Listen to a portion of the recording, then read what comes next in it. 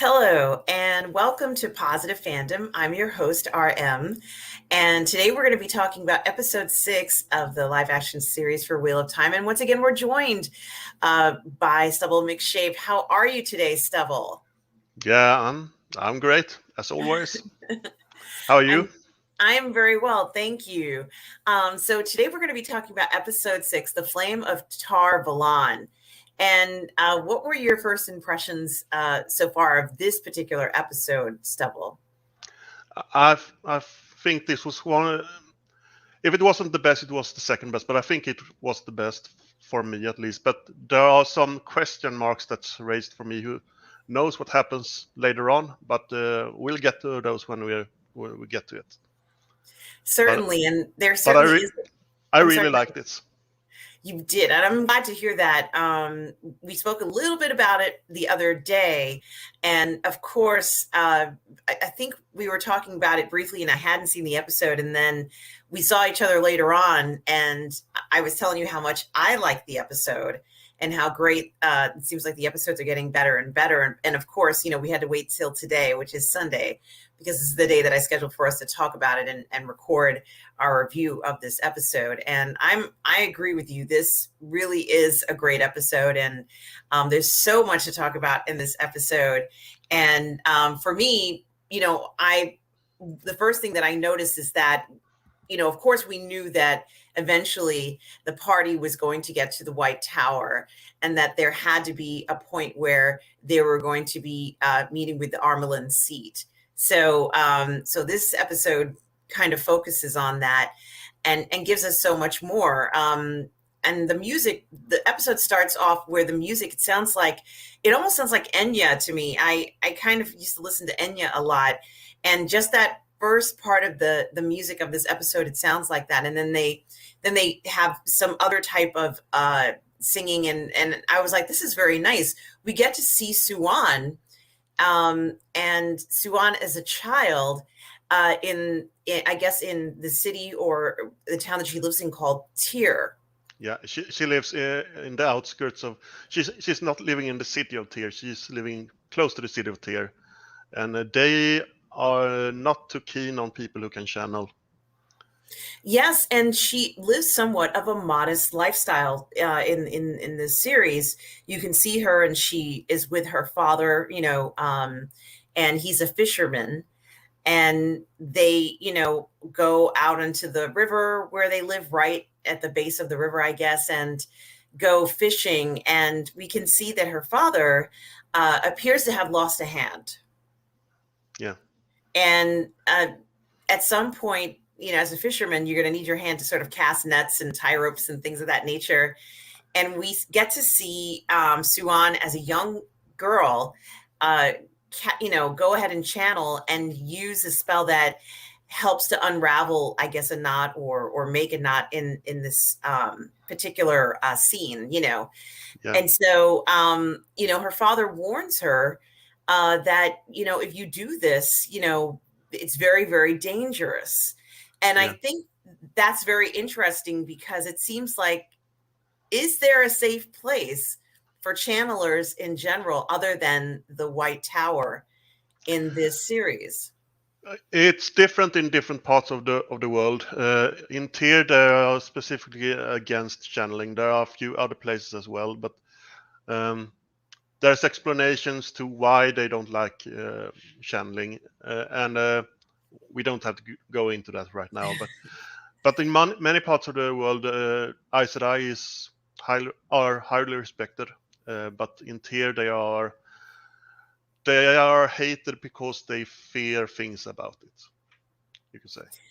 Well, another thing that stands out to me about this part too is that we see that, I guess, in with her people, they have these amazing looking sort of tribal tattoos Yeah, that are just really beautiful. The design is very nice, and it seems like her father has a few. yeah. And it looks like Suan also has a few of these tattoos, and she's very, very young. And I don't know about you, but I don't really see very many children with tattoos. How about you? No, no, but it seems to be a cultural thing, and I think it was because they wanted to. When we see the older version of Swan, well, we see the tattoos and we make the connection at once to the child. Absolutely. And, clearly she has channeling abilities, and clearly her father, and I guess she as well, are fearful of what can happen. And we kind of get a bit of a sad moment, even though it's very sweet to see Suan with her father, and they love each other and care about each other. It's a very caring family together. Unfortunately, somehow or at some point, someone burns down their home. Yeah. And on the home, I guess maybe on the fence, is a symbol. What is that symbol that's kind of drawn on in like a pink, I Yeah. guess? That's a symbol of the male half of the one power. The other is because when you take the female half and the male half, it becomes sort of a yin yang symbol. And this is called the dragon's fang because it's shaped like a fang. And the episode is called The Flame of Tarvalon, and that's in reference to the Amelin Seat, who, as part of her title, is the Flame of Tarvalon. And yeah, so it's a form of burning down the place and saying, and the symbol is there were evil people living here because they channeled. Yes, and it's unfortunate that Suan has to live in that type of fear with her father. They're pretty much leaving everybody alone. They're not causing any havoc, living a very simple life. But it's clear that Suan cannot live there if she wants to have a normal life, so to speak. And soon afterwards, we see Suan speaking to her father and talking about, well, how are you going to fish if I'm not here to help you, father? And the relationship that they have is very, very sweet and a caring relationship. And you start to realize that when Suan makes a comment about, well, I think she says, I belong at home, I don't belong at the White Tower. Yeah. And you feel for her. Yeah, and you also feel for him because his livelihood is ruined, and he will probably live out his days as a beggar or something on in the city or something like that, because he only has one hand. He can't work as a fisherman anymore. His house is burnt down, and she has also a difficult future ahead of her with what's unknown in Tarvalon, and also her quest to get there, because that was one thing I wondered about, because there's a long distance between Tyr and Tarvalon, and it's all upstream at the river. So I hope she got some assistance to get her the whole stretch there. Maybe she just took the boat to the nearest village and traveled with others afterwards or something. But it would take months for her to use the boat to get there. But we have to assume that she got assistance in some way. Yes, and this is the character Sophie Okendo, who plays the Armelin Seat. I'm not quite sure how old she is, but I have a feeling she might be over 50. And so, we're looking at, something that happened quite some time ago. And, what I really like about it is, we finally get this very climactic moment of while the Aes Sedais are in the White Tower, and we see not just Moraine, Leandrin, and Alana, but also other Aes Sedai sisters, Yeah, who are present. And they kind of have a very ritualistic call for the Armerlin seat. And in, of course, comes in Suan, now much older, wiser, very powerful leader of the Aes Sedai. yeah, she totally dominated the room, and I think it was a great choice for the role. I think Sophie Okonedo was great in the part. Yes, I'm sorry, and I pronounced her name wrong, but yes, and I've been watching her in so many roles through the years. in different shows, and recently, the most recent one before this one was a sort of like a comedy called Flack, about people who work with troubled clients who are in the entertainment industry. Okay, And she very, played, very different from this. yes, she played sort of the head of the agency and how to handle issues. And I loved, it was very sort of a snarky kind of, fast paced show about how do you handle, troubled entertainers, and they handle everything. So it was kind of a fun, foray into that. We're in the White Tower. Suan is referred to as the Armelin seat. And, Yeah. She commands that the false dragon is brought in front of her. Yeah. And, she kind of doesn't like, overall, she doesn't like the fact that he had been gentled before a trial. No, it's she's very that everything should be done according to Tower law. If they start breaking the law that they have for themselves, then people won't trust them, and so they have put these restrictions on themselves to make sure that it's not corrupted the institution, and to have the trust of the people as well. So everyone deserves a fair trial is more or less her point on the whole thing. Yes, and I think that she does make a very good point, no matter what. And this is something that is almost undermining her authority in a sense, because it's part of the rules. And I guess something that's very interesting about it is that in the heat of the moment, I could understand the Aes Sedai sisters and what they did, but we also know, amongst ourselves, having watched the episodes, that Leandrin wanted to gentle Logain right away. Yeah. And she was working hard to convince the other sisters to join her in doing that, because she needs to link together in order to do this. And so I think that the Armelin seat knows that Leandrin had designs on doing something like this. And, for all practical purposes, Leandrin is kind of pretty much does whatever she wants to do while she's out there, and perhaps has been getting away with that for a long time. But she's still very confident for someone who's in front of the Armelin seat, who's essentially her boss and is going to command her whatever way she sees fit, without any kind of fear. I mean, she looks a little afraid, but honestly, I think Leandra knows how to handle herself, even in the most difficult of situations like this. When the Armelin seat said something about, this shouldn't have happened, even if it was in a battlefield, this is not what we believe or should happen. So another thing that I thought was very interesting was what Logain said to the Armelin seat. Yeah. You mean that that they were weaker than they ever had been, and all of that. And if you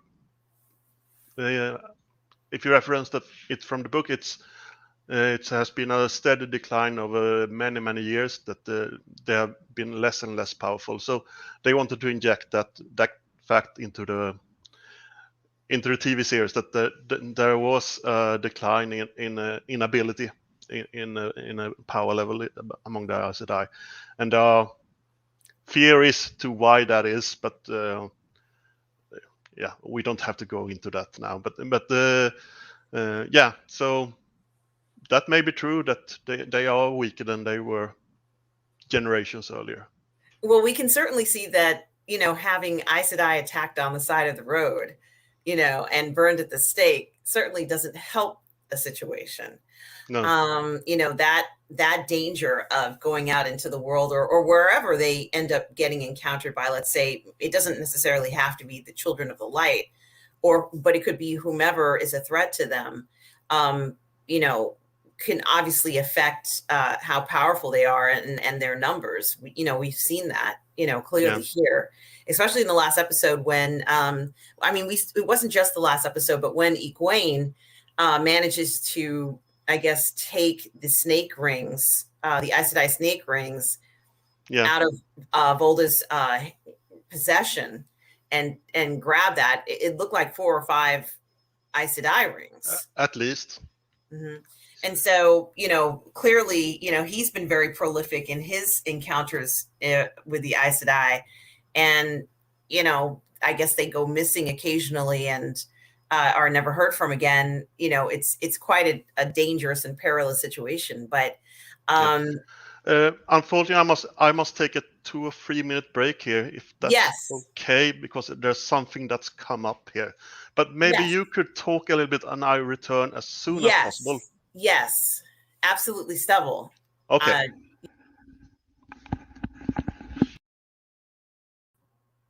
And Stubble's just going to take a quick break, but I'm going to continue the video, and I'm going to talk a little bit about the encounter of the Armelin seat with Loghain, who is the false dragon.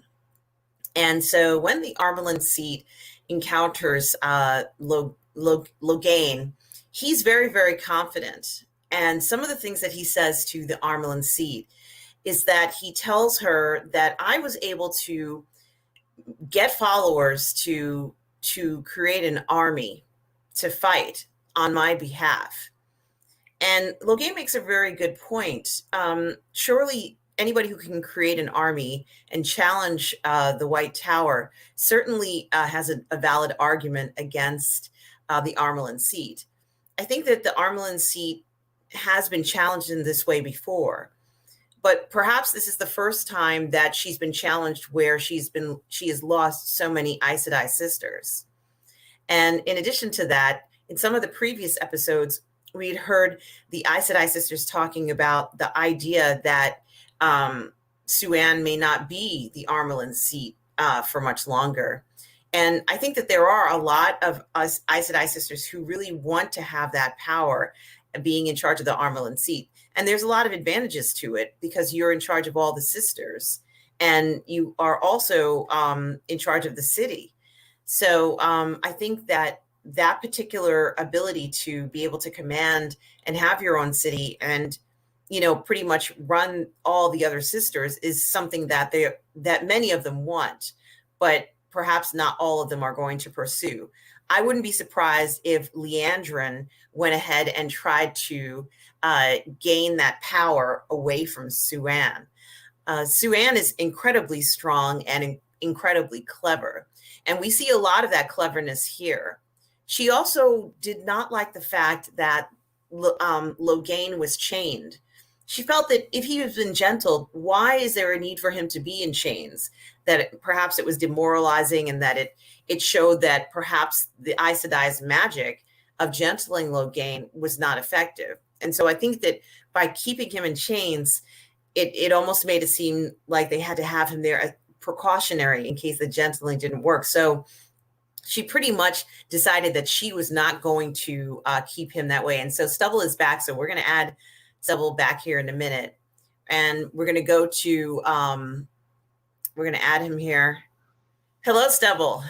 Aha, it was one front door. One was ringing very ferociously on my doorbell. So, okay, that's cool. Yep. So I hope it was resolved and everything's fine. Yeah, it was. Good. And so I was just talking about the idea of how the Aes Sedai, how the Armelin seat, she's not fooled by some of the words from Loghain.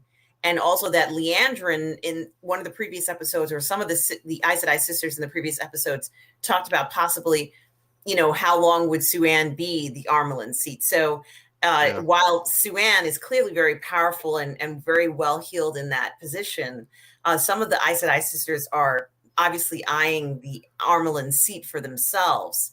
And, I can understand why they would want that position because it is a very powerful position to be in. And you do have, the ability to tell the other Aes Sedai sisters, what they should be doing and how they should be behaving. We even see that when Siuan approaches Liandrin and tells her, Well, you decided to become a red Aes Sedai.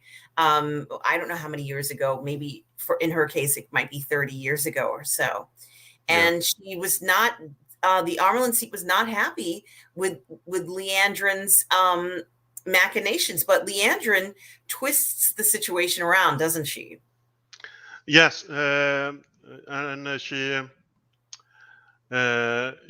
blames Moraine for not knowing about Loghain and the Trolloc army, even though she's been traveling around the world and should have been able to warn the White Tower about all these things. And she also brings up that Nynaeve, that Moraine should have known that she was a very powerful channeler, even though she hadn't channeled earlier.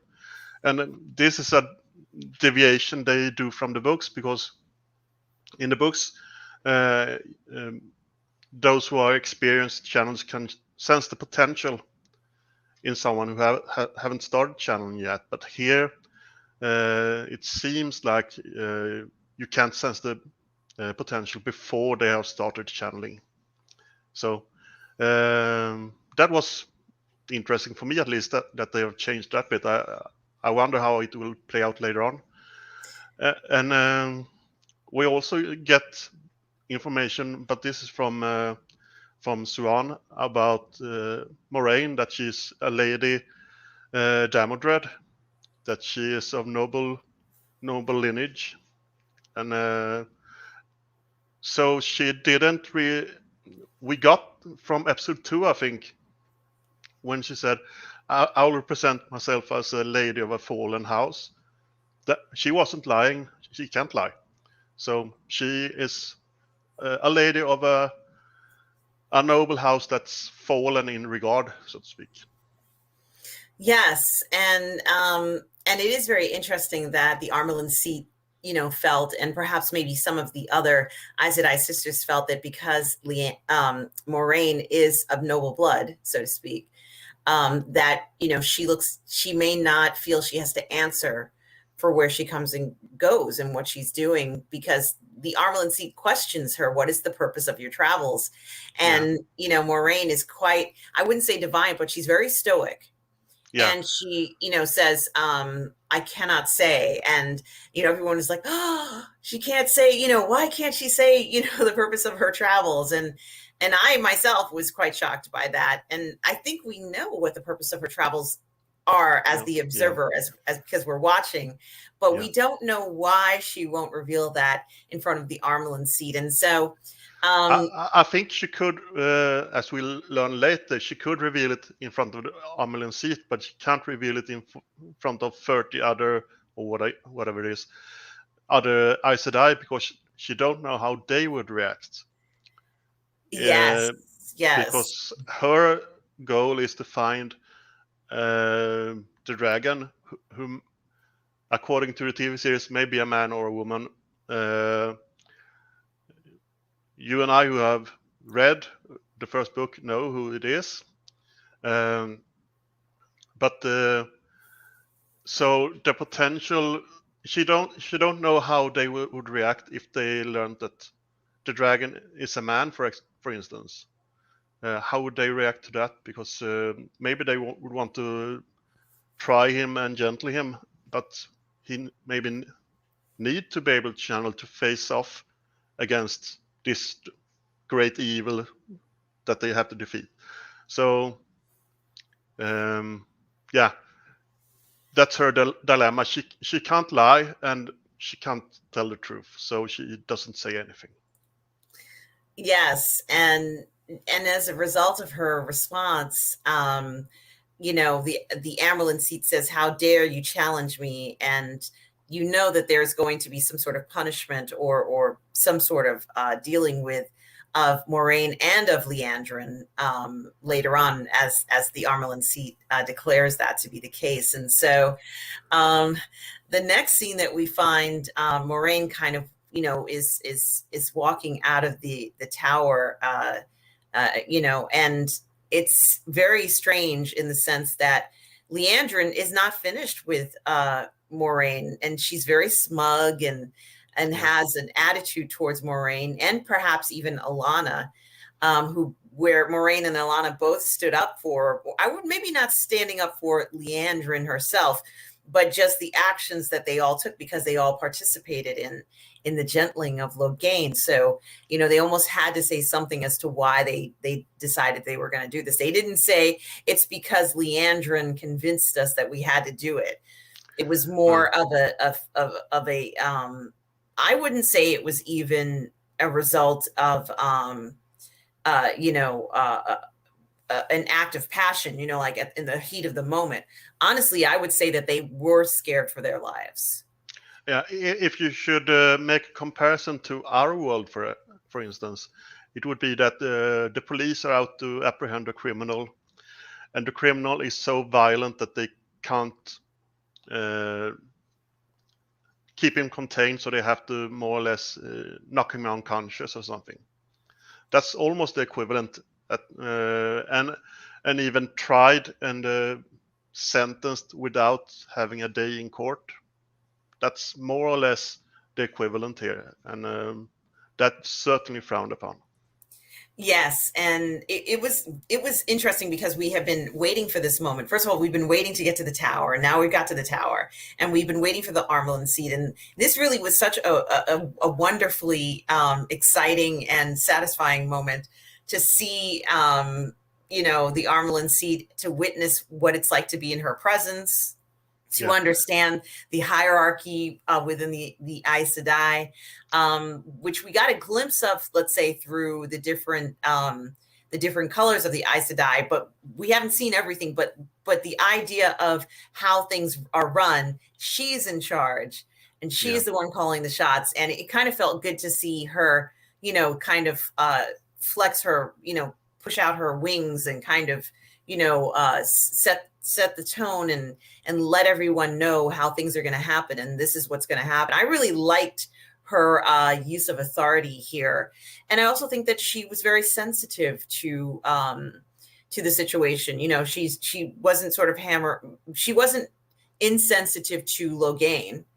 No. And she just was looking at things, in plain sight, and making comments about how, even if people are saying what they're saying, she's not so easily fooled. And I really liked that sort of wisdom that she expressed.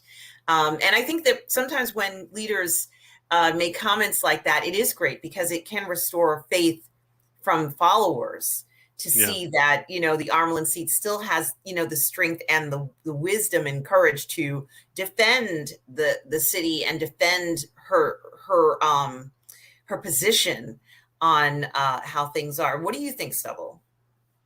Yeah, I think it were great performances from everyone involved, and you don't get the sense that you're spoon-fed world building every second, because you learn so much, but it's done by very interesting scenes, and I think it was a great.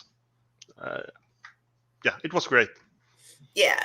Now I absolutely love, I may not be going in absolutely correct order, but I absolutely love this next scene. And it is the scene that involves Matt and that Shadar Logoth dagger. Yeah. And so it sees that Lan has found out where they are. Maybe it's Loyal who's said something. I don't know, or Loyal. But they arrive, and Rand thinks it's Nynaeve who comes to check on him, but sees it's Moraine and Lan. Draws his sword to protect Matt, and it's a valiant effort, but it doesn't go very far. He's quite easily disarmed and pushed down in the bed there. So yeah. And what did you think about what Moraine did? Well, first of all, this was maybe the second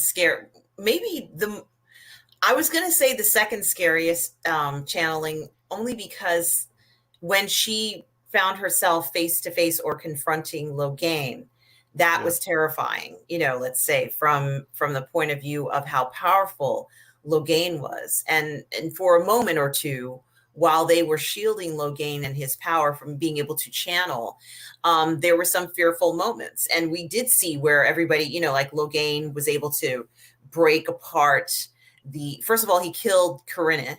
And Yeah. then after he killed Corinna, then he broke apart the weapon that her warder used. And then the breaking part of the weapon ended up almost mortally wounding half of all the Aes Sedai. So we've seen Logain, he was very powerful, in my opinion, to be Yeah. able to do stuff like that. And so I think that when Moiraine was confronting him, that was terrifying. But this one was also very interesting, seeing that dark power from the shadowed city. Yeah. That Matt picked up that dagger from Shadar Logoth, and clearly that whatever power was in the hilt, or let's say inherent in that weapon, it was cursed, and it Yeah. had Matt on fully gripped his ability to even think or breathe. Like he couldn't breathe or function because this dagger was running the show. Yeah. And it was when Moraine channeled. I thought it was a good visualization of, explain more or less what it did. I mean, it's different from books, but it gave a sense that it tried to enter her, but she was able to redirect it into the dagger again. And no, I thought that was a great scene. Yes, and you could see the effort that she was using to channel this evil entity, so to speak, or the evil influence out of Matt. It tried to enter her. And they did a nice thing, like she kind of closed her mouth like that, and you could see it kind of splotched on her face, and it wanted to go inside of her, and she was just like, and then seeing it kind of go back into the dagger.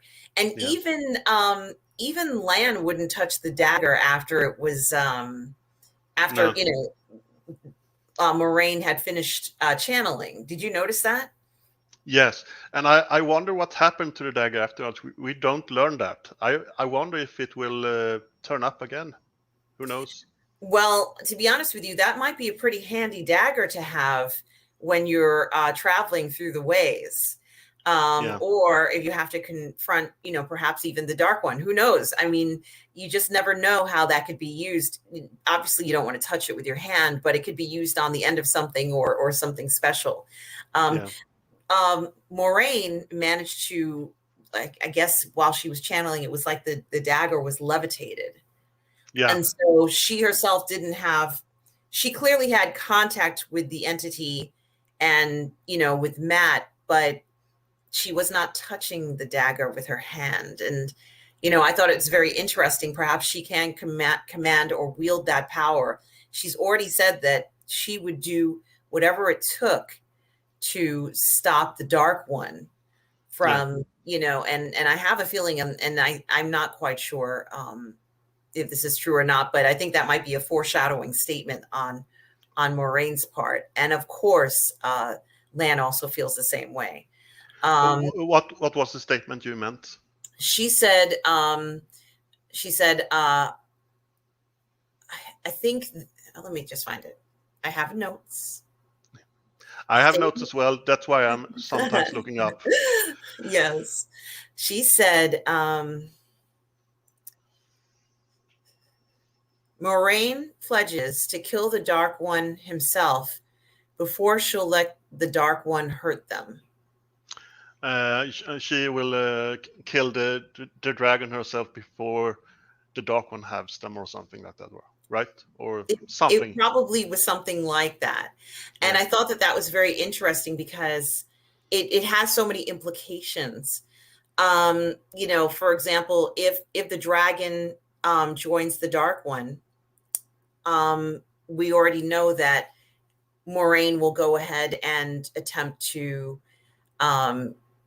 let's say, hypothetically, she might try to kill the dragon. This is hypothetical. Yeah. And if the other thing too was that at some point Moraine had said that they knew where the Dark One was and that they had to go ahead while the Dark One was weak.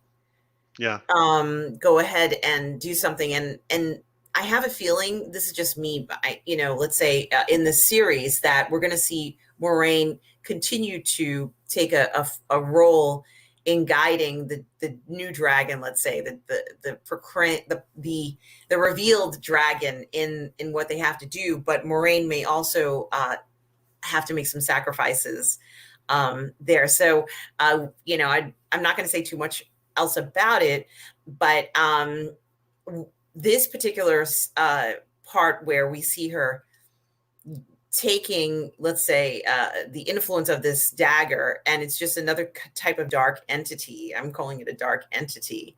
Yeah. From this dagger, shows that Moraine is capable, and we knew she was, but it shows she's capable of dealing with any kind of dark, any type of channeling that uses dark magic or influenced from the Dark One. So Yeah.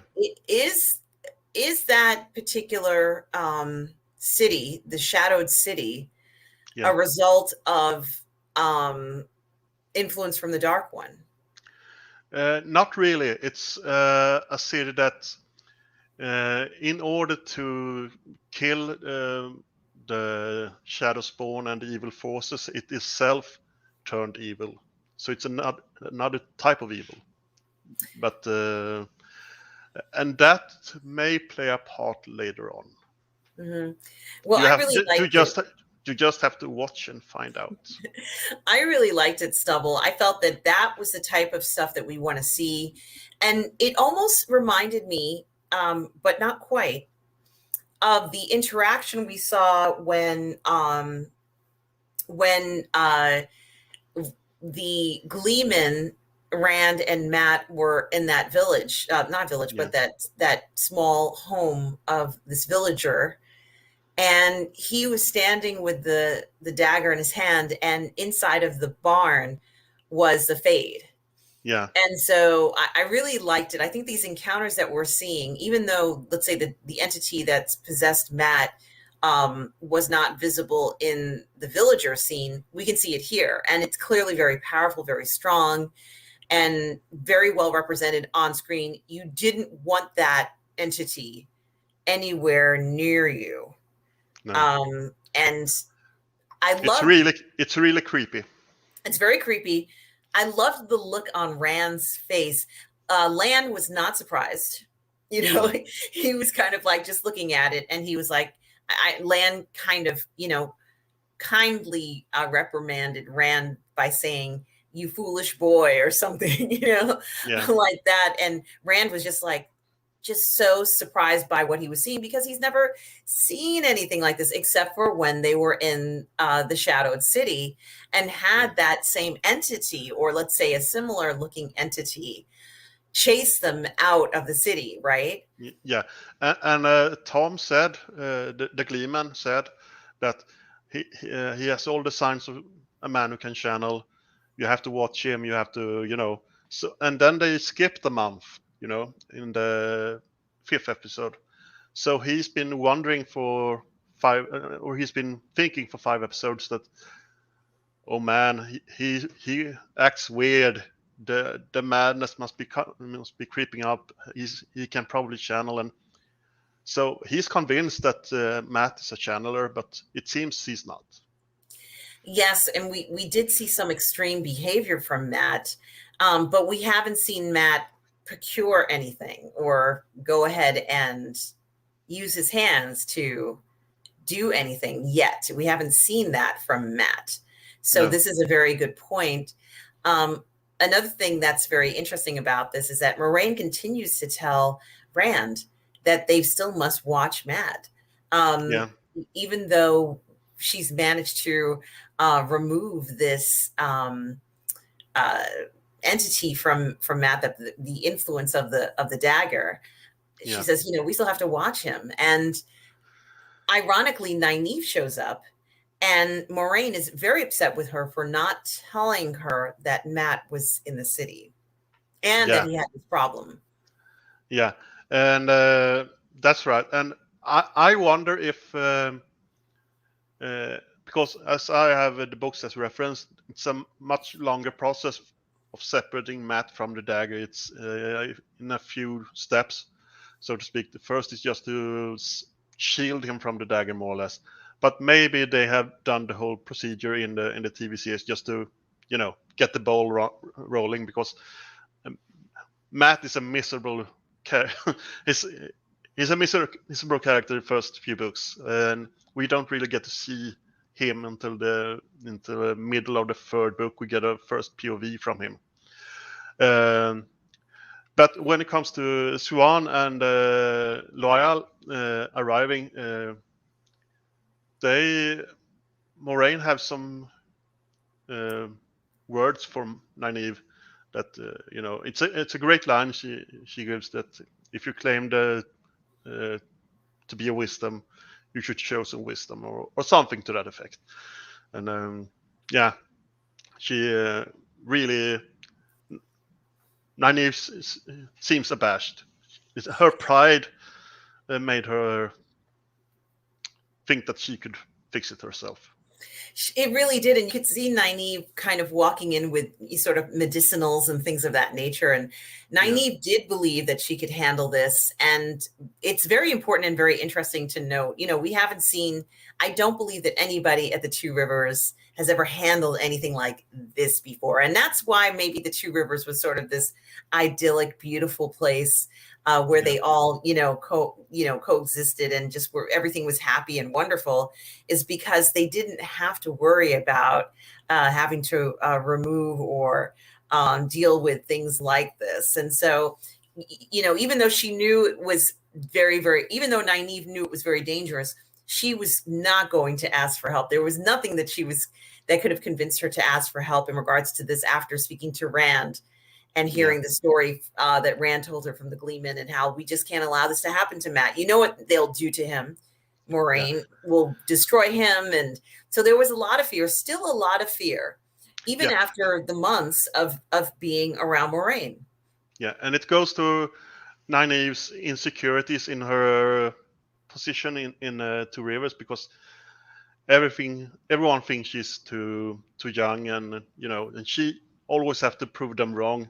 So here she also had to prove other people wrong, and so it's a pride, it's insecurities and pride that makes her do the things she made her do the things she did in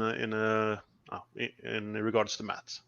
Yes, and so I think that that's okay. I think that she was going to behave this way because everything that she's been shown and told so far has been sort of a threat to their way of life and their existence. And Nynaeve still has not accepted that her fate and the fates of everyone else will be different. She's not accepted this. Nynaeve, I believe in her mind, thinks she's going back to the Two Rivers and will bring everybody home. Yeah. She firmly believes this. And why shouldn't she? There's no reason for her to not believe it at this point, even despite the fact that she displayed this incredible ability to channel. And so we find that Moraine meets with one of her superiors, one of the blue superiors, Blue Eyes Sedai, in the tower, and is ordered to stay in the tower now and not go on the road. Did that surprise you? No, but I can say that if you would guess what my favorite scene was, I don't think you would guess this scene. And it's just because of one or two sentences that foreshadows a whole lot of things for me. It's when she says there's ships disappearing in the west and that she is going to go and investigate it. If there's people who has read the second book who are listening and watching this, maybe she will be wearing a kind of jewelry within a few weeks or something. So, well, that is very exciting to think of, and I sure hope you're right about that's going to happen in the next upcoming episodes. And I think that you make a good point. We hadn't heard we might have heard about that once, but here we heard about it very directly, and Yeah. that they wanted Moraine to investigate these disappearing ships. No, And no, no. Megan, who was there with her, said that she was going away and investigate it. okay, Yeah, okay. and then she brought up, that the Trollocs in Two Rivers and the ferry that sank and everything. She brought up all these things that's happened to our heroes, but then she mentioned the ship disappearing in the west, and that got me excited. Yes, and I'm excited to find out what's going on too. And clearly, this senior blue Aes Sedai knows a lot of what's going on, and maybe she knows a little bit more than what Moraine knows out that's going on there. I think Moraine was mainly concentrating on trying to find the dragon. Yes. And that's why all of her efforts leading towards that, she was not able. I think that was perhaps the reason why it wasn't reported back to the tower. But at the same time, it was a good question that everyone had. And she just isn't reporting her movements because, and we're going to find out why. There is a particular reason why she didn't say very much or even give any information at all, actually. Yeah. She gave absolutely no information to anyone, really. And it is very intriguing. And so we... What did you think of that bathroom scene as a bathroom scene? What did you think about how they showed things, didn't show things, what did you think about that? I liked it. I like to see nudity, so I like people in bathing situations. I think that shows a more intimate connection between people, and it's very important to see intimate situations in stories, as far as I'm concerned. Whether it's a horror story or a love story, it doesn't matter. We need to see those intimate moments between people, and this was an important location for Moraine, but not an important location for the senior Blue Aes Sedai. She didn't want to be in that location with Moraine, but perhaps this was the safest place for Moraine to keep things hush hush, since nobody probably even wants to go there. Now she can go to this area where there's hardly anybody, and no one ever goes down there. And this is where they meet. She has more privacy. Moraine was kind of reprimanded and told she had to stay in the tower. And we also saw a situation where the Blue Aes Sedai said, look, we have to defend the Armelin seat. We can't have anybody challenging her and saying she's weak. We can't do that. And so Moraine was told a lot of things in that moment. She had to meet with her senior advisor there. She had to. But that particular location was very important to Moraine. And we've seen that a bath is very important to Moraine. We saw it in, I think, maybe the first episode, where, she really connects in that type of setting, and, perhaps feels that she can, a person's clothes are off, you don't have that defense of title or rank in front of you. You're naked. So there is nothing that's separating you from anyone else in a class position, in an authoritative position. But at the same time, it's a sense of the highborn ladies' access to baths and to all of those things. I think even though she likes it on the road, I think she has a longing to get a nice bath when she has the absolutely. It does have a sense of the ladies who lunch and, going to the spa, and I'll meet you at Elizabeth Arden Red Door kind of feel to it, which I'm fine with, especially after a long, journey on the road. You absolutely want to have all of your things taken care of, and it looked very nice. I would go to that spa, Stubble. I certainly would go and partake in the waters and, just relax and do that. And perhaps that might be something that the senior Blue Aes Sedai doesn't want to give the impression that she does things like that, or that she's just like everyone else. And so there is sort of like I wouldn't say maybe a class issue or a class ranking in the Aes Sedai. Yeah. where they're definitely aware that some Aes Sedai come from certain households and others do not. And Yeah. Sue-Ann, although I don't know as much about her as I should, she clearly comes from humble beginnings. Yeah. And she's the Um, most powerful person in the world, more or less. Yes. And so it's very interesting that she has that position. And also, after Moraine talks to her blue Aes Sedai, you know, um, I guess leader, so to Yeah, speak. she's referred to as a sitter. She's a sitter in the hall. So Yes. yes. Moraine pretty much, and I don't even know if this makes any sense, but um, she finally finds herself in a situation where, or at least we see Moraine with Egwene and Perrin. And, Egwene is very concerned about, where Matt and Rand. And we kind of see a situation where Moraine doesn't say anything, because I think Moraine knows that if she says, "Oh yeah, they're here in the city," that Egwene would leave the room and kind Yeah. of look for them. Yeah. And But so but she says something. But she doesn't lie, but she doesn't say the whole truth. She she says can't, though, can she she? says I have people watching them, watching for them. And Hmm. she probably has people And watching for them. she does, because we already know she knows where they are, because she just kind Yeah. of helped Matt out with his difficult situation. And Um, she has it on good authority that they are well. She herself knows yes, it, so she has it on good yes. authority that they are well. So she doesn't lie, but she twists the truth. And we also learned that Egwene and Perrin have been healed by the yellow Aes Sedai, who are the strongest healers in the world. Yeah. And I found that very comforting, because Perrin needed that. He Yeah. needed to have care, because he was hurting. And this is something very interesting. And I hadn't thought about it. It didn't occur to me. Of course, it didn't occur to me, because, but it's something that is really important in this story, in a sense, is the fact that Egwene makes a point of saying that his physical wounds are healed, Yeah. but those are the ones you can see. It's the wounds that you can't see that Yeah. are not healed. And I thought, yeah, what about mental health? Clearly Yeah.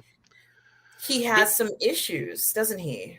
yeah, and I Perrin. can say before this whole story is over, there are many people who are in need of psychological help and counseling and a lot of things, because they go through the ringers, a lot of them. But yeah, and also about the healing, Moraine says that the healing that the yellow sister did more or less wouldn't leave any scar, while Moraine had a scar from the healing that Karenni did on her. So it seems like it's like the battlefield medic compared to the skilled surgeon, more or less. They are more competent about the healing. Even though Moraine can heal, she doesn't have the fine touches that the Yellow Sisters have, perhaps. Yes, and I also thought that, since it looked like it was Corinna who healed Moraine, Yeah. and Corinna was she green? Was she Yes. green? So that was not her specialty, right? Because it's No. the yellow Aes Sedai who do the healing.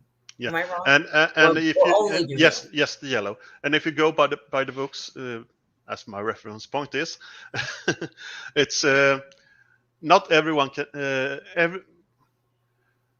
There's a very different types of weaves, type of spells, if you will, and not everyone can heal very, very good. Sometimes people just can make a headache go away or something, or do small things, whilst many have a decent ability in it, whilst the yellow are specialized in it. So Yes. yeah. And so I really like that. And I think that that's great to know that that you can go to a healer like that and have a wound healed.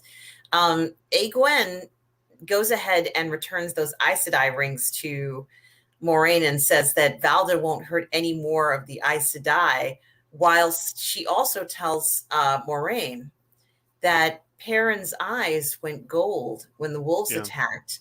They Yeah. followed him and then attacked the White Cloaks.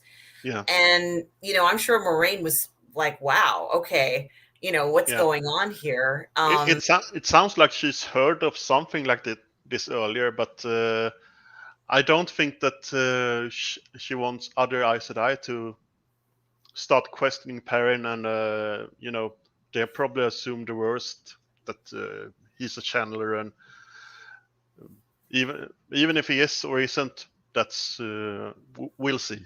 So yeah. And Egwene, rightfully so, asks, "Is Perrin the dragon?" Like she has to ask this question because she's seeing Yeah. things that she hasn't seen before, doesn't understand what they are. Moraine is not forthcoming about it. In fact, Moraine is saying, "Don't tell anyone. And when I summon you tomorrow, don't tell anyone where you're going." And so Egwene is like, gosh, like, what is going on?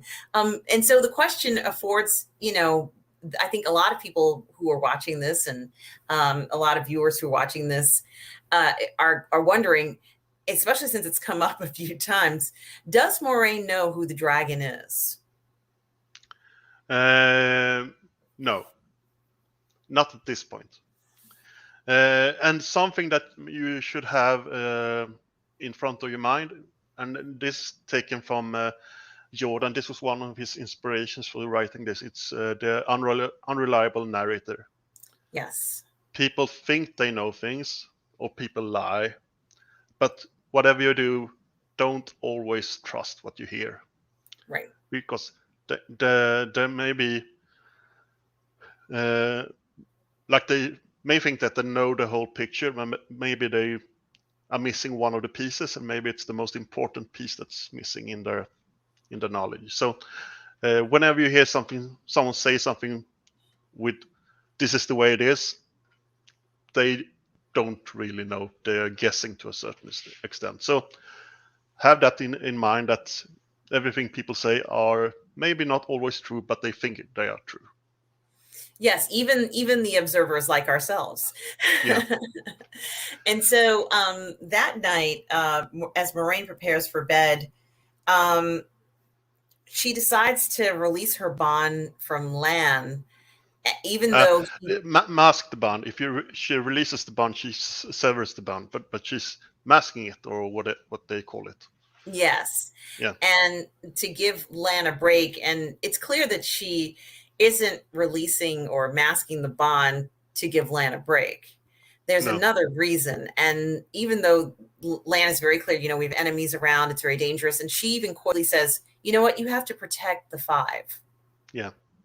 You don't worry about us right now. The most important thing is that you have to protect the five. And he goes and he coyly says, yeah, give her my love, or something like that. And we see something extraordinary at this point. Yeah. And knowing you, as I know you, I know that you loved the scene that followed after that. I loved it. It was great. Yeah. I mean, it starts off where, she's getting ready for bed, and then she casts this beautiful spell. Yeah. Where we see this lovely, like, cabana place. And there is Sue-Ann sitting in sort of like a strapless gown or whatever, like, sarong. And, clearly something is happening in this scene, and you can feel the magic and sparks. They have a lot of chemistry on screen, and it's Sue-Ann, not the Armelin seat, that is there to meet Moraine. And it's a very tender, loving, it's very sexual. I really enjoyed this scene so much. You could tell how much they care about one another. Obviously Moraine and Sue-Ann, have a loving, intimate sexual relationship together. And it's an intense relationship. And Sue-Ann is, trying to figure out how she's going to handle Moraine. And Moraine is, all the sorts of questions that lovers have, with one another, we see in a lot of their interaction. And it's really, really beautifully done. I mean, they love each other. It's a very arousing scene. I really liked it a lot. I thought that they did it beautifully. That, it wasn't cheapened in any way. You could tell that they love one another. It was just great. How did you feel about it, Stubble?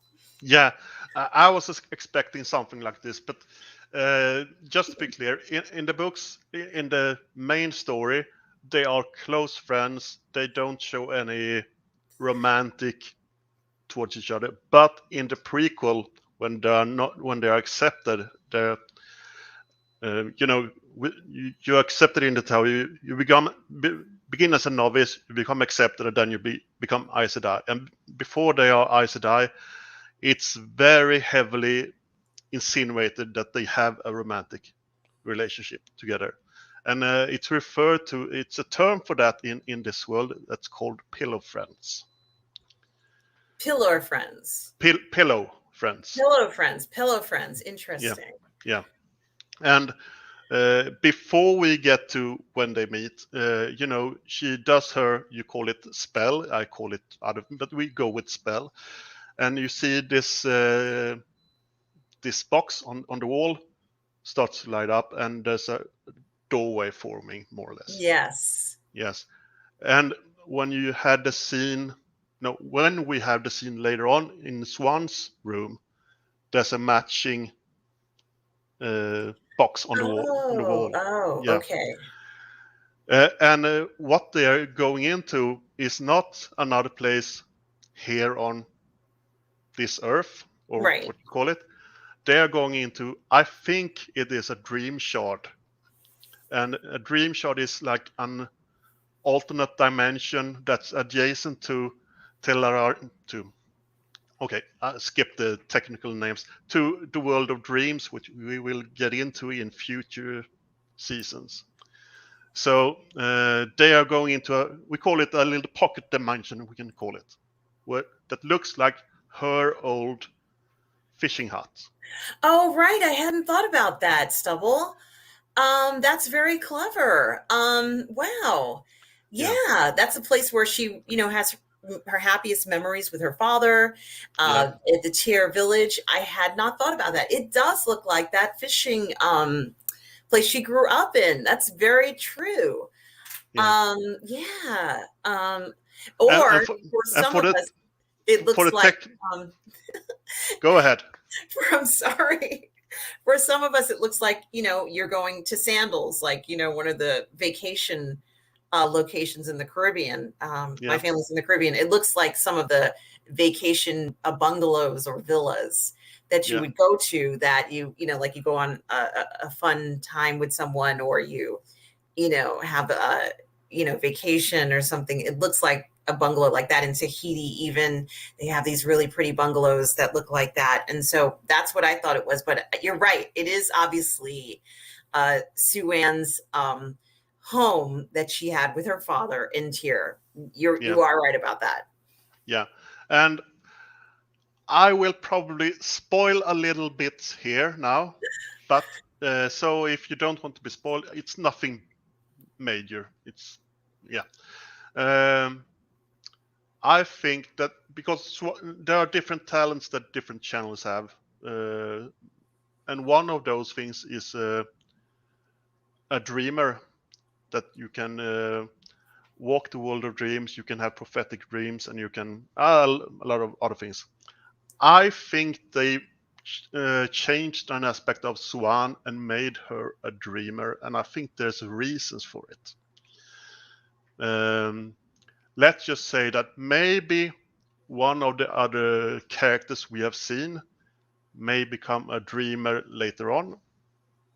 And in the books, all of the discoveries around that are internal. You think in a monologue, if I do that, what happens then? But if you make Swan a dreamer, then they can have a conversation, and then we can get the information. Right? And it's private, so they don't have to worry about anybody sort of walking in on them or anything like that. Yeah. So I think they made that change. I'm not certain, but I think they have done that. Well, clearly, Sue-Ann is made a dreamer here, because we do hear that she's dreaming about the Dark One. Yeah. And we also see that the importance of these dreams or prophecies from some of the other sisters, when Sue-Ann talks about how she and Moraine were present when the last Aes Sedai had a dream or a prophecy about the dragon. And so there is clearly an importance in being able to have these dreams, being able to sense what may be happening in the future, and getting warnings, so to speak, in this particular you know, way, because and the one, the old what they heard 20 years earlier, that Swan and Moraine heard earlier, that was not from a dreamer. That was from a foretelling, which is more or less you get in a trance and you say things that happens on other places or that will happen in the future, and more or less. Whilst a dreamer have more prophetic dreams. So, but we are way ahead of. So this won't come for a bit in the story, but so I spoiled a little bit of things, but I haven't said who is going to be possibly become a dreamer. Well, we get a lot of information from the scene after they make love. We get a lot of information, and some of the most important things that we hear, which we had already assumed in a way, is that Moraine does tell Sue-Anne that she's found the dragon. It's one of the 5 of them, and Nynaeve, who is too old, may or may not be one. So she's skeptical, and we also hear Moraine say that the Gleeman talks about a many-headed dragon. Now, what does that mean, Stubble? Oh, it's like they heard a legend. You know, in our legends, we've heard of what are those called? Hydras, or what are those called? You know, where a dragon-like creature with many heads. So he's heard of that legend. So maybe it's that. Who knows? But so they don't know. They're just speculating. And we also hear Moraine say or ask, and I can understand why she's asking this question of Sue-Anne. She wants to know, should we tell the other Aes Sedai about this? Because it's becoming a burden that is so heavy on both of their shoulders. And it's not that they can't handle it, but it has become something that has kind of consumed a lot of their actions. And now they may, I'm not going to say they are, but it seems like a lot of what they're doing now is solely focusing on trying to counteract the Dark One right now. But they're taking a lot of it on their shoulders. It's not, I'm going to have all the Aes Sedai who can fight come with us to defeat the Dark One. It's not like that. It's more of a, well, I found the 5. And Sue-Anne is like, well, you've got to go ahead and defeat them now. We know he's weak, and I've been dreaming about him, and you have to go, Moraine, and do this. And, you know, when you think about sending a loved one to confront the Dark One, you know, she may never see Moraine again. This is something that I think is very poignant and very powerful, that Sue-Anne is willing to go ahead and allow Moraine to go solo. With the 5 potential dragons, and pretty much bear the weight of this on her own at the eye of the world. Like it seems such an extraordinary and terrifying situation. And as the Armelin seat, you know, I think that that's just one of the sacrifices she has to make when she says that I can't have a life. I only have the seat. I can't have same love.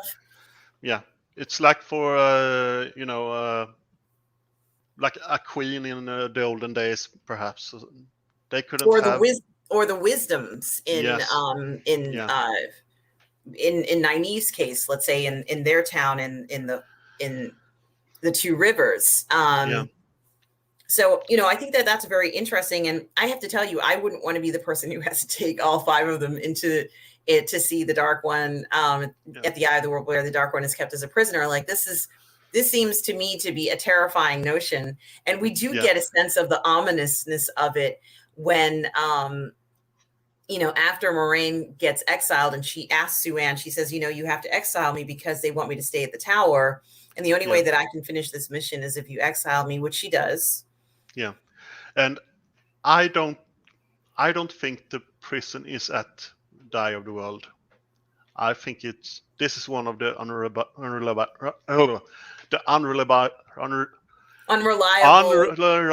narrative things. She thinks that's what's happening there, but I may be wrong.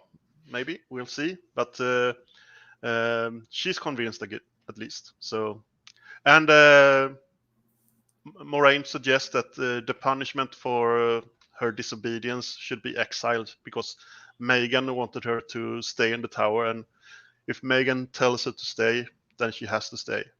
Right. And of course, she While can't stay because if she stays, then she's not going to be able to take the party of 5 to possibly confront the Dark One. no, exactly.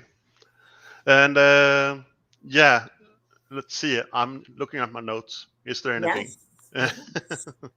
Yeah, Well, how, and the Amelin says that if the others know, they will become still, they will be stilled, and stilled is the same as gentling, but it's for women. So it's the same thing, but different oh, wait, terms. wait. Explain this to me, Stubble. I feel like I missed something. Yeah. The Amelin says that if the other Aes Sedai knew what we were doing, we will be stilled. Oh, yes, yes. Yeah. And stilling is the same as gentling, just different terms for if it's male or female. I didn't know they could do that. Yes, they can. So they will be severely punished, so to speak. And then this is where Moraine says that she will kill the dragon herself, or have him killed if instead of the Dark One getting him or her. Yeah. And we do see that essentially what Moraine is really saying is that she's willing to sacrifice herself. Yeah. If she has to. And, we get the sense of the finiteness of this because they, the two lovers do say, I thought we would have more time. Yeah. And we always say that. And it's like, I just hope that this is not the last time they ever see each other. I sure hope that that's not the case, but it does feel like they're separating and they don't really know if they're going to see each other again. And it seems it's been like two years since the last time they met, and maybe 2 years before that. So it's a very, when they reconnect, but it's very long time in between. It really is, and I feel sorry for them. Their love is beautiful, and it just was done so nicely. I hope that they see each other again in their life. They're not old, they're older women, but they're not sort of like, elderly. So they have many, many years ahead of them, if they do survive these trials and tribulations. Yeah, and this haven't been brought in the TV series yet, but Aes Sedai live longer than normal people. Oh. And I guess they won't change that. But in the books, they have so-called an ageless phase. You can't really see if they are 25 or 40 or it's hard to determine. But they couldn't do that in the show. It would be, special effects for every Aes Sedai would be very expensive. Well, this would be another reason why Rand and let's say the Party of 5, I call them the Party of 5. Yeah. This is why the Party of 5 is also very mistrusting of the Aes Sedai, because their appearance is not what they appear to be. And so I think that also adds into the mysticism of them. Clearly in addition to the knowledge and the abilities, what they appear to be is not what you're seeing. You could be looking at somebody who could be 200 years old. You just don't know. And I think that's very unnerving to an individual who does not channel or does not live that type of life, except for maybe the wisdoms in the town who are accustomed to seeing things that are mystical or accustomed to seeing things that are not explained except through channeling. And we see that distrust still when the Party of 5 agreed to go on the mission. And I also think it's very interesting because even after Sue-Ann tells Egwene and Nynaeve that their lives will not be what they want, we still get a sense that they are not fully accepting of this. And I don't know when we're going to get that fully accepting. They're going on it, but they're not quite, like Nynaeve says, look, we want to have answers to our questions. Yeah. We're not going to follow you blindly. We want to know what's happening. Right. And before that, before Moraine leaves, she has we haven't talked about the sentencing yet, but she has a face-off with Liandrin, She does, and she tells she tells Leandrin, look, if you don't leave me and the five alone, I'm going to let everyone know. I'm going to let Yeah. everyone know in your male-hating clan that you have a male lover. Yeah. Do you think that was just that she met the man for romantic interludes, or do you think it was something else? I'm genuinely wondering what you think. She's definitely hooking up. It's a hookup. Okay. Leandrin is a woman who gets what she wants and doesn't, like she does what she likes, Yeah. and she does what she wants, and she does not care what anyone else thinks about it. She's actually very powerful. Yeah. But Leandrin wears her heart on her sleeve, and that's her problem. You can Yeah. tell what Leandrin is thinking. You can tell when she's angry. You can tell when she's excited just by looking at her face. She needs Yeah. to have a better poker face. Like Alana has the best poker face of all. Yeah.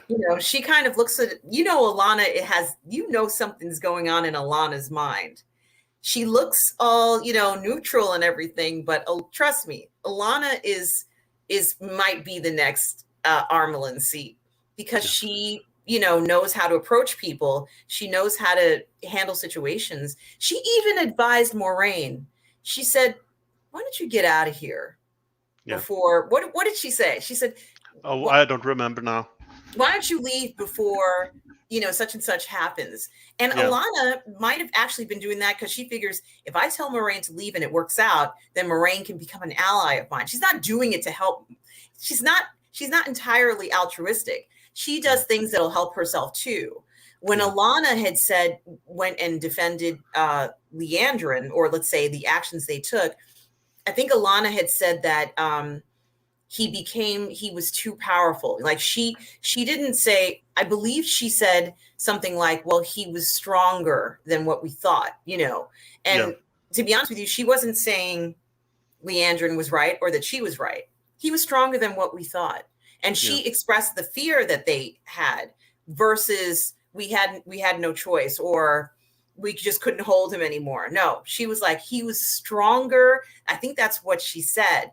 And her, like, the way that she phrases things takes a lot of the weight off of an individual, but she kind of leaves it open-ended. And so I think Alana would be the person who I could see being the next Armelin seat because of her ability to work with everybody. But Leandrin is confrontational.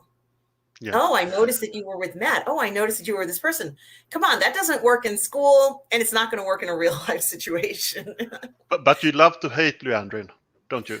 No, I don't hate her. I wouldn't mind being Leandrin, but I would have a better poker face. She gets what she wants. She wanted to be a red, but wanted a man. She got it. Leandrin is scheming to take over the world. This woman is very, very clever. But like I said, that abrasiveness, and you can tell, like, she's incredibly passionate. Leandrin might be the most passionate, loose cannon in the Aes Sedai. Yeah, and this episode was probably the most political episode so far. What did you think of the tower politics? I think that it's best to stay as far away from the tower as possible. Yeah, it's a lot of backstabbing and crooked smiles and all of that. There's a lot of it, and I think that Moraine would die there. Like, this would kill her. She would be unhappy. I think that Suan handles it like a pro. Yeah. And is very classy, and she's maybe that's why Moraine and Suan fell in love, because Suan, although she comes from humble beginnings, is very much like a lady. And Moraine, kind of traipsing off on the countryside doing whatever she wants to, it expresses the freedom that most ladies don't have. And perhaps Suan finds a lot of pleasure in seeing that in Moraine. So perhaps those are some of the things that attract each other, and they're probably both very nice women as well, and have known each other for 40 years or so. So that's something that they both have in common as well, is knowing each other like the back of their hand. But that's what I think. I think that tower is like, if you end up in that tower and you work there, you'll spend the 200 years in that tower, maybe never even leaving that town, under the control of your senior person. And Yeah. not really living a life, so to speak. They already have to give up so much. Yeah. They have to And give up stuff. you also get a sense that the lowest person can be the highest person, and the uh, a highborn lady like Moraine can be someone that's riding the countryside looking for a bunch of young people. So you leave your past at the door when you enter the tower.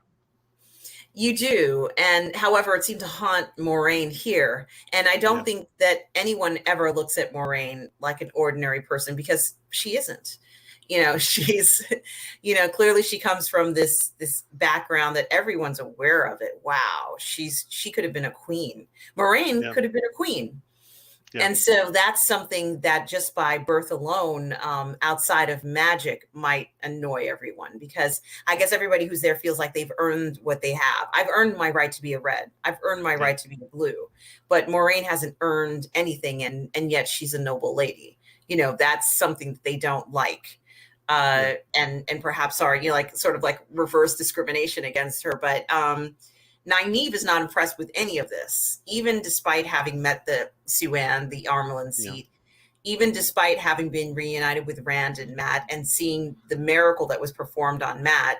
She didn't witness it, but seeing that he was better and knowing what's on the line, she just is just so angry that she hasn't been well informed, and she can't be well informed because she wasn't brought up in the tower.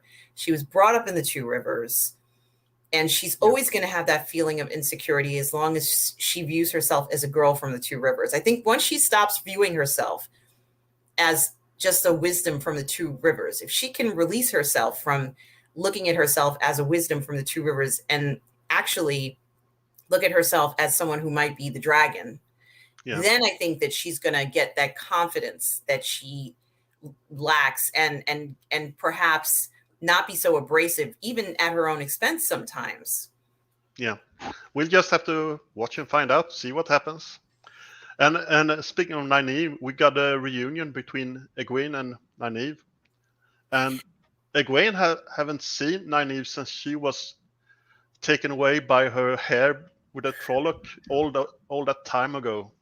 I thought she was dead in that first episode when she was taken by that Trolloc. I thought that was it. Nynaeve is dead. She's gone. And of course we saw that incredible episode where she fights the Trolloc. That was such an incredible episode, and then finds Lan and Moraine, and then helps Moraine even kind of like get to a point where she can travel so she can be healed by Corinna.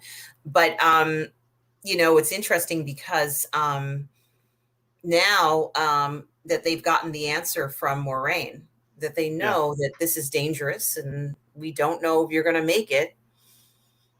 The builder who has brought them to Moraine and is going to accompany them on this journey in the ways. Can you explain to us, first of all, this is the coolest looking representation of a portal I've ever seen in my life, but I really like how they did this. And we learn, they kind of tell everybody, we just don't really know what's going to happen to all of you.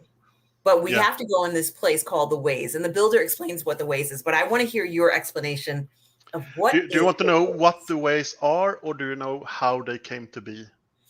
How about both, Stubble, and explain it whichever way you think is appropriate. Okay.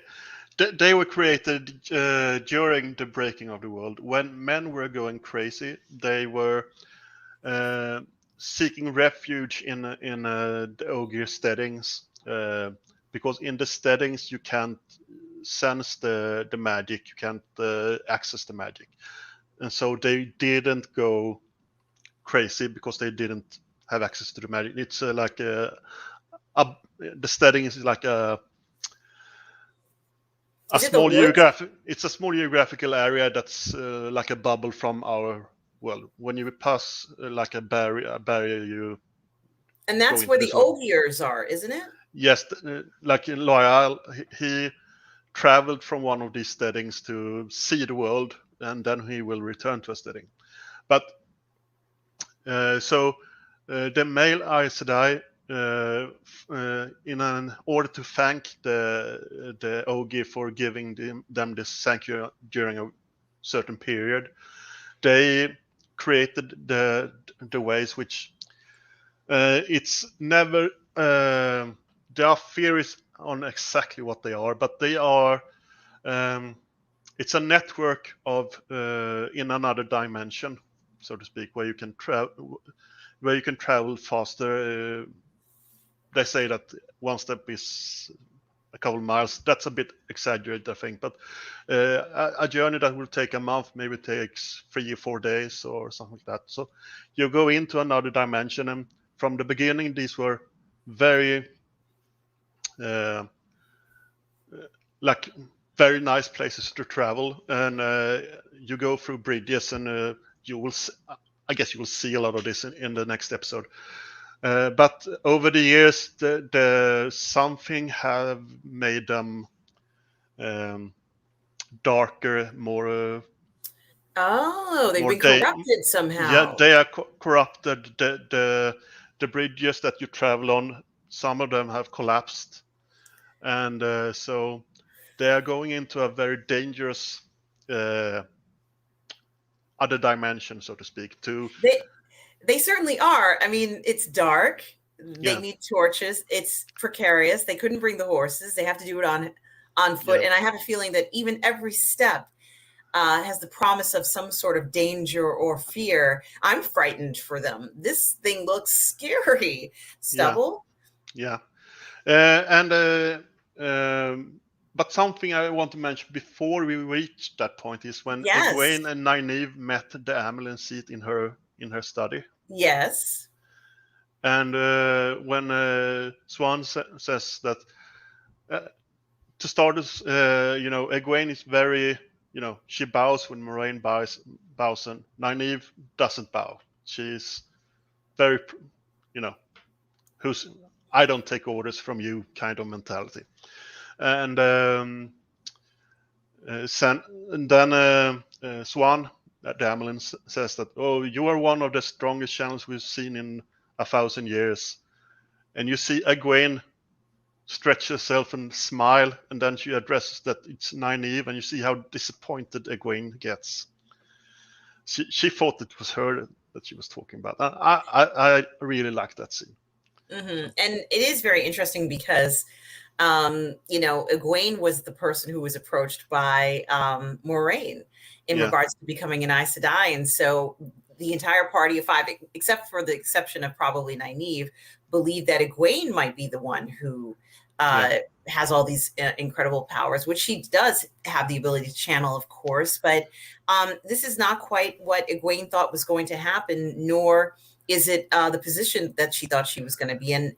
And yeah, Egwene, I think, should have known a little bit more, or been a little bit more open-minded about Nynaeve, because Nynaeve is the one who wanted Egwene to be her apprentice. yeah, Nynaeve was going to show Egwene how to use to channel. It wasn't going to be the other way around. So I think Egwene perhaps, had forgotten that her position was going to be that she was potentially going to be a wisdom and be an apprentice to Nynaeve, and yeah. Nynaeve was going to show her. Um, They so didn't really connect the listening to the wind to channeling until Moraine said it to Egwene later on. So yes, I don't yes, think Egwene was aware that Nynaeve could channel, and when they praised someone for channeling, being able to potentially be so powerful, she of course thought it was her because she didn't think Nynaeve was a channeler. But I like that because of I recognize the personalities. well, So something. Both we see that both of these young ladies, Egwene and Nynaeve, know how to use swords and daggers, yeah, and quite effectively against incredibly dangerous people. And yeah. yet we saw Rand wasn't able to do anything effective. No, And and that's one thing I want to see in the following 2 episodes for the season. That we've seen the women have great scenes. Nynaeve killing the Trolloc and having her moment at the end of episode 4. I would like to see something that the guys do that's really great. We And haven't seen much of that so far. we've seen the warders kick ass because they are hardcore soldiers. Let's just be honest. They're incredibly skilled, incredibly clever, maybe the best soldiers in the land. Yeah. That's what, in addition to their other skills, they're incredibly skilled soldiers. They can survive stuff that other people can't. But we haven't seen any of the other men, except for maybe the king, who is following Logain, kind of like sacrifice himself. And he's passed away. He's buried at that burial site in the beginning of episode 5. Right. Yeah. And so it's very interesting to note that, and perhaps we will see that going forward. And then to see it. Yeah, and with the ways, it seems that not everyone went into the ways. That was the biggest surprise of all, wasn't it, Stubble? Yeah, and I think the reason for that is that we had a little pandemic here in the world called the COVID pandemic, and we still have. And they shut down the production for almost a year, and they filmed the 6 first episodes before they shut down, and then they had 2 more episodes left. And the actor that played Matt Coffin left the project, so they are recasting for season 2. So I think they rewrote the final 2 episodes to take away that character, so they had time to recast him properly. And then they did a little editing work at the end to make it seem that he stayed behind. Interesting. And so right from the get-go, we go from 5 to 4. Yeah. So, I have to say that some of the questions, or at least what I'm curious about, is I don't know. I have a feeling that the builder is very familiar with the ways. He's an Ogier. He has studied the ways. The Ogier are very much for reading books and studying history. And since they are so connected to the ways, because they were built on the outskirts of the border of their steadings usually. But so, I also have a feeling, Stubble, that Moiraine is not so familiar with the ways. I think she's heard of them. She maybe knows a few things about them, but I don't think she knows them as intimately as Loial does. That's because that's the reason she needs him to come along. I don't think she would be able to guide them to the right place. So that's why she asked him to come along, and that's why he's there. But he's also very helpful with other knowledge as well. Like, he's probably like a walking encyclopedia. Yeah, and I think we'll get a lot of, because the next episode is called The Dark Along the Ways. So the next episode will feature, maybe not the whole episode, but a large part of it will be inside the ways. And I think that a lot of questions will be answered as they travel. They will ask Loial, and he will answer, and we as the audience will get the answers to a lot of these questions. I am so excited. This, as we both said, these episodes keep getting better and better. And how did this episode rank for you? It was, nothing's gonna overshadow that incredible scene where Nynaeve, uses the power to heal everybody. That was a very climactic moment. But in regards to progression of story, and in regards to the weight that's on Moiraine's shoulders, I think that this one is maybe my favorite so far. Yeah, and it feels like the 4th episode was in large part Nynaeve's episode, not entirely, but in large part, and Logain's episode as well, of course. Yes. The fifth episode was the Warder episode. Yes. And this was Moiraine's episode. And it was nice to see that, as I said, that beautiful love scene between Moraine and Sue-Anne. I thought that it was just so lovely, and just really, I love love scenes. So, this is always going to be something for me. And it's so interesting that we get this touching, loving moment between Moraine and Sue-Anne right before Moraine has to go into the darkest of darkest places Yeah, with the group now, having just, having that beautiful climax of love, and then that darkest despair, which is awaiting them afterwards. It's almost heartbreaking, Stubble. It's almost heartbreaking. yeah.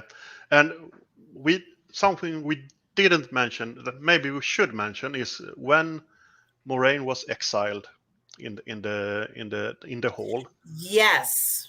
Uh, they produced something called an oath rod, which is something called a terangreal. The box on her wall when she opened the dimension door was also a terangreal. It's a terangreal is something that you channel into that then performs an effect. And this oath rod is the same that they use when they swear the three oaths, not to lie, Yes. not to all of those things. So they can't break them. And now she took an oath. I get why they did. They didn't need to do it. She could just say, swear that you will leave and not come back until I say it's okay. Until I summon you. And Yes. if she had said that, then her oath of not telling a lie would have prevented her from coming back. But now they made us swear a fourth oath to be exiled and never come back until. And Swan says, until the Amelin calls you back. And Moraine answers, until Swan calls me back. So she doesn't use exactly the same words. And maybe that will play a part later on. Who knows? Maybe it will. And, hypothetically, let's say hypothetically, if she swears that she will not go back until Swan summons her, then she can go back. Yeah. If Moraine becomes the Amerlin seat, Yeah. can she go, like, what Yeah. happens? Yeah. That crosses the streams, but like the oath rod started to be used around 1,000 years before the events in the story, and it was an artifact that all powers, all like the box, like everything that they use, every object of power, so to speak, were created a long time ago, thousands of years ago, and they don't know how to make them anymore. Oh. Yes, so they sometimes they repurpose things for what they think they can be used for, and let's just say that the oath rod is used in a way that it was not intended for when it was created thousands of years earlier, and I will leave it at that, and we'll see if they address it later on. I like that. I like that very much. I almost wonder if there could be repercussions for that. And I have to say, this was another enjoyable episode, Stubble. Yeah. It's just so much fun talking about this particular, everything that happened here, and also what to expect next, because there are great expectations as they walked into the ways. Yeah. And I have a question mark about one thing, and that is the portal for the ways. Yes. Because in the books, it's not opened with the power. You open it by moving. It's a doorway that exists, a doors that exist, and you open it by moving a leaf to another place, and then it dissolves, and you can open, and you can walk into the ways. Now they open it using the one power. Moraine does her thing, and it opens. the thing is, later on, they use the ways. People who don't know how to channel use the ways by moving a leaf and opening. So I wonder how they will solve that, or if that will be part of it at all. That's just a question I have. We'll see if what happens. We shall see, Stubble. We shall see as this Yeah. great series continues that we have both been enjoying. And So your favorite episode was episode 4 because Nynaeve's epic thing at the end. I'm gonna have to say that this one was my favorite because of the love scene between Sue-Ann and Moraine, or let's just say the not just the love, but the feeling of responsibility that they have of taking this on, just the two of them, or let's say with Lan, the three of them, taking this responsibility on their shoulders. And I just felt like, that's quite a secret to keep, and it's quite a responsibility to live up to, quite a demand for that. And why not for probably two of the most powerful Aes Sedai in that exist? Yeah. Why not them to do this? But I felt that was having that beautiful love scene, and then having that foreboding, ominous, terrifying, dark way scene was just such a lovely balance in this particular episode that, it probably is the best one so far for me, but I am still very impressed with Nynaeve. And in episode 4. And I must say, concerning the romantic interlude in this, and also the bath scene and all that, I think the nudity that's shown on screen is refreshingly suitable for this kind. We're not seeing models strut around here. It's normal people. And also, when Perrin had been healed and was lying on, you see, he's a big man, but he is a big man. He's a big man, and he looks strong, but he doesn't, look ripped. He's not, bulging muscles that look like, but he looks like a big man, but he looks like a normal man. And I like that. They didn't hire, oh, this guy will look great in this type of scene. I like that, but and episode 6 is my favorite episode so far because of all the world building and all the foreshadowing that you have no idea what I'm talking about. But anyway, but that's, and I think it gone up. I thought episode 4 was a bit better than episode 5, but otherwise the quality has gone up by every episode, and I hope it continues. We'll see. I think it will continue, and I think that the reason why the quality is so great is because the quality of the story is so great. And so when you have a source material that you can pull stuff from, and you're going to pull, it's hard to choose what you're going to pull out of it. But when you have such a quality story. Yeah. And the thing is, you can't do it all, because if you would do the books in total, you will be here for 20 seasons with 20 episodes in every season and still not be finished. And so they have to pick and choose and adapt things and change some things.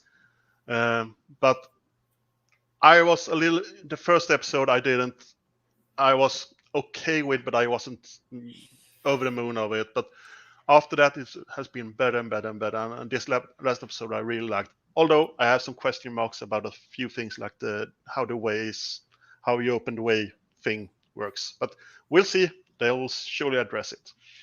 It's going to be so good, Stubble. Yeah. And so you said we have 2 more episodes to go. Yeah, and the 7th is called The Dark Along the Ways, and the 8th is called The Eye of the World. Oh, I can't wait, Stubble. I just cannot wait. Well, thank you so much for joining me in this review, Stubble. Yeah. It certainly is. Yes. Did you want to say I'm sorry I had to jump away for 2 minutes. Oh, no troubles. No worries. That's perfectly fine. I have enjoyed every minute of this review of an hour and 44 minutes. because that's how good this episode was. There was so much to talk about and so much I more. don't think we covered it all, but we No, covered most of it at least. we certainly did. And, you know, when you have an episode like this, there's so much to talk about and there's so much more to talk about. And that's what I like about this series so much, is that it's given us so much to enjoy. And I think that that was something that the showrunners have worked very hard to achieve and to give the fans. So I'm hoping that the fans, what is the general feeling of the fans out there at this point? Because I know you've been keeping abreast of that. Most of them like it, but there are a group that doesn't like it at all. They want to see, exactly that scene from the book, and they changed that thing. Because of that, I don't like. That's that group. And in a way, I feel sorry that they can't appreciate what's in front of them. But everyone is entitled to their opinion. I won't say that they're wrong. I just say that I enjoy it. And I hope they come around, but we'll see. And yeah. So I have a question for you. Yes. So Rosamund Pike, Sophie Okonedo, who was best in this episode? Sophie was the best. She was the leader here. Yeah. And both are Oscar nominated, so they yeah. And I have seen Rosamund Pike in a number of films as well that also kind of freaked me out. Like she was so good in it that, I was scared of her. She played a woman who kind of manipulated the elderly. Yeah. And would have them committed, and then she would take their money, and like it was a very scary kind of thing that she was doing. And a lot of these people that she was doing it to had relatives who were already taking care of, their parents. And so it was a very cleverly done show. But she just was so stoic and fierce in it. So between the two of these ladies, we're really lucky, Stubble, to get such well-recognized actors in this story. Yeah, and I can't wait for all the new actors in season 2 that's coming, and all the new storylines that will evolve. And there's so much left in this story. Well, barely scraped the surface of it all. And I hope it gets a third and fourth, and fifth, and sixth, seventh, and eighth season, unless they screw it up and it goes. But so far, I'm enjoying it. I think we will get those seasons, Stubble, and it's been great doing this review of episode 6 with you. Yeah. And we're looking forward to, look at us, we're looking forward to upcoming seasons. This is good. We're looking forward to this stuff. So it's exciting to be at a point where we have this much excitement for the series upcoming, because it's not always like that, Stubble. No. So thank you for joining me today to do this review. Did you have any final words on this episode, Stubble? No. See you in a week. See us in a week. Thank you for watching this spoiler review of episode 6 of the Wheel of Time live action series. And to those of you, we are going to continue to review the entire series of season 1. It is a spoiler review. So please join us again for the next episode when we do the next review for episode 7. And everybody, please remember, be kind.